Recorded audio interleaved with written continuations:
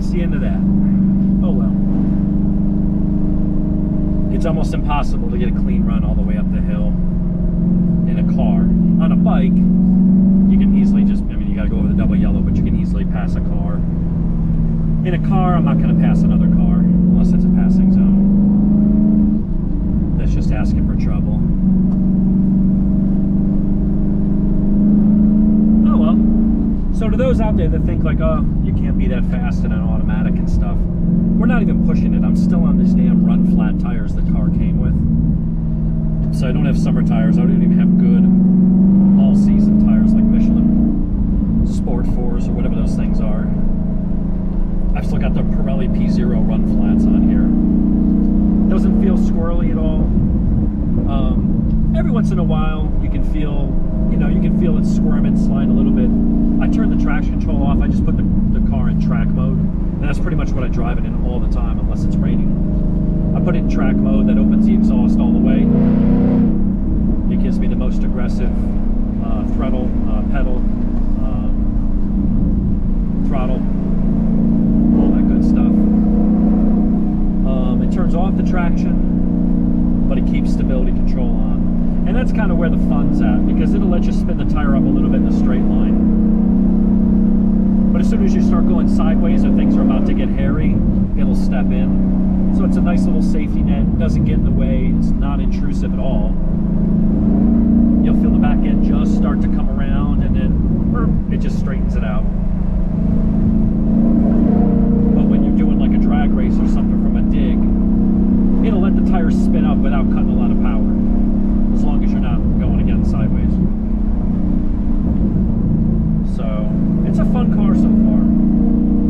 I keep seeing people always on the internet, oh, the manual. Fuck manual. I grew up driving manuals.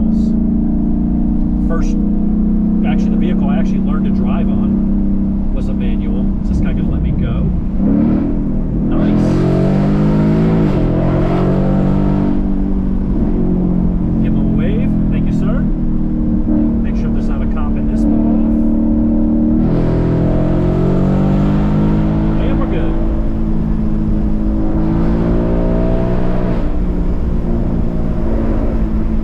We're in third gear. So I just drive with the flappy paddles when I'm up here. Come into a turn and you want to bang it down a gear.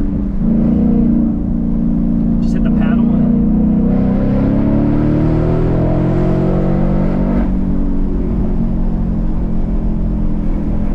And if you're in too high of an RPM where dropping down a gear is going to have your valves floating, banging off the, the underside of your bonnet, it won't let you. So there is a margin of safety here.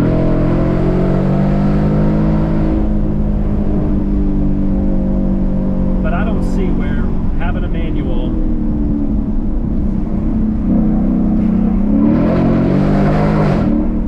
would be any better.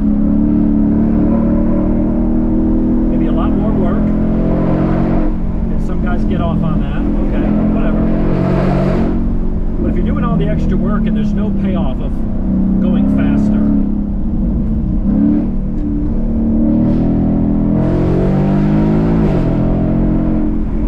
then what's the benefit of doing the extra work if there's not a payoff? I know some people say, well, the experience. Oh, that X-pipe sounds great. Stock muffler, stock headers.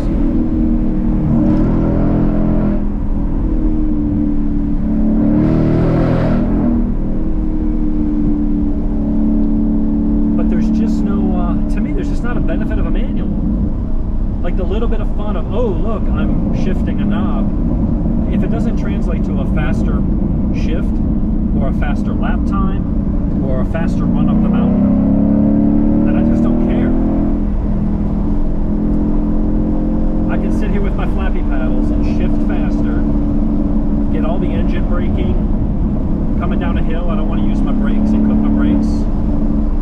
Instant, boom, right down a gear, engine braking kicks in.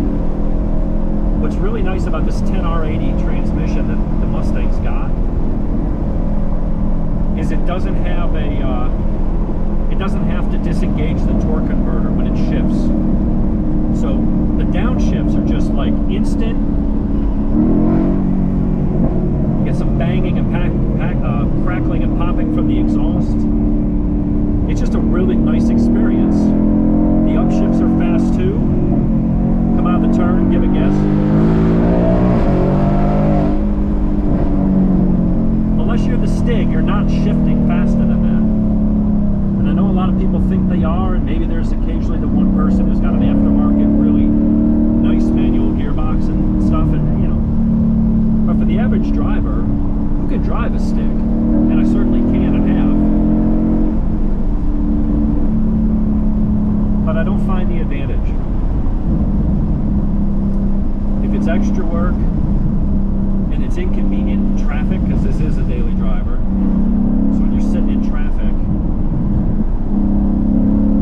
it's not a lot of fun. And when you get up here, if having the manual is actually slower and I gotta do the work, nah,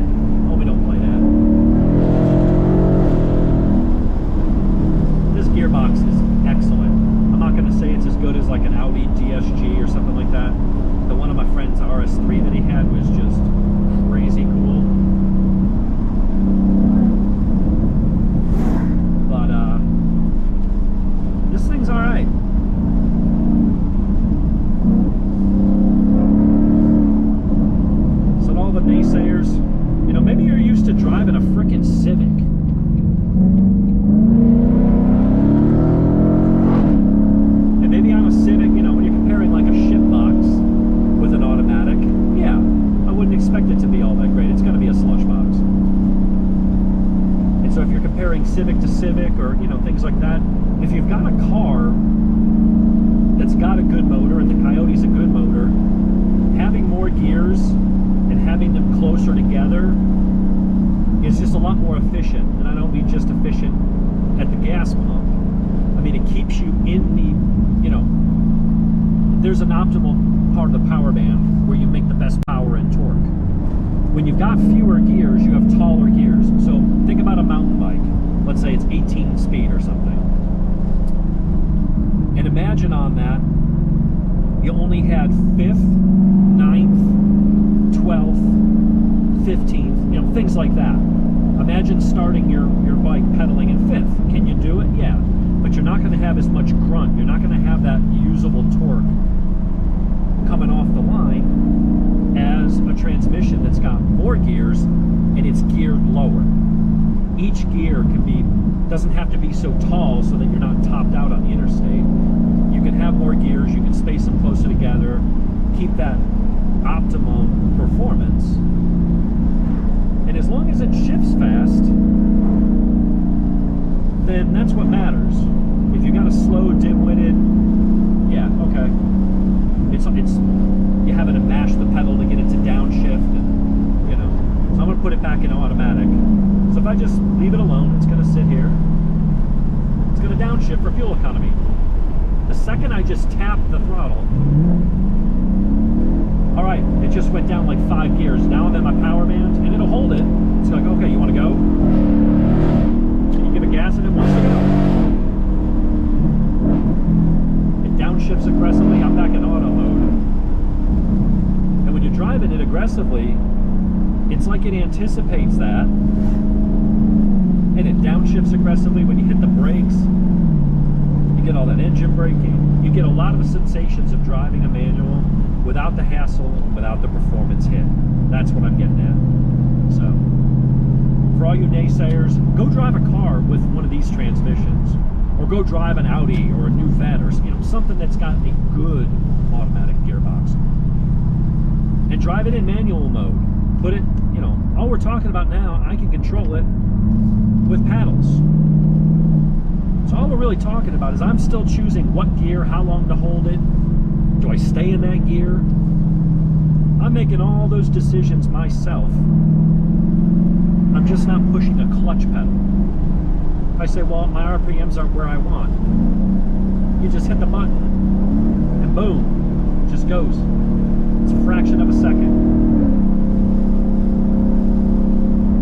So I don't know what to like or what's not to like, other than people have just, at least Americans, I think when you look outside of the States, most Europeans know how to drive a manual. Most of the third world is driving manuals because automatics are considered a luxury. So for the boomers and the 20-year-old kids that just discovered automatics and think they discovered some secret dark art that only they know the secret of, yeah, just stop. Most of the world drives manuals. It's only in America where this is considered a skill. Right now, there are little old ladies in Thailand and Kazakhstan driving around their manuals. It's not hard. And so you driving around in your Civic, or even if it's a cool car, thinking that you're all that because you drive a manual, just stop. Anything my mom can do, nothing against my mom, but anything my mom can do isn't hard. Other than maybe childbirth. Haven't tried that yet. But as far as like driving or, you know, motor skills, if my 74-year-old mom can do it, it's not all that hard. I did it when I was 13. That's when I started driving on the farm. Started driving, I think it was like an old Chevy C10 pickup truck. I want to say it had either a 289 or a 350 cubic inch V8. It was a 4-speed manual. And that's how I learned to drive. I had a couple of my daily drivers in New Jersey growing up as a teenager and early 20s were manuals. Sitting in commuter traffic, driving around in New Jersey on a manual. It's a good crash course for getting very proficient. Then you throw in snow, blizzards, ice storms, and everything else. Driving a manual in that, It ain't nothing but a thing. At this point in my life, I'm like,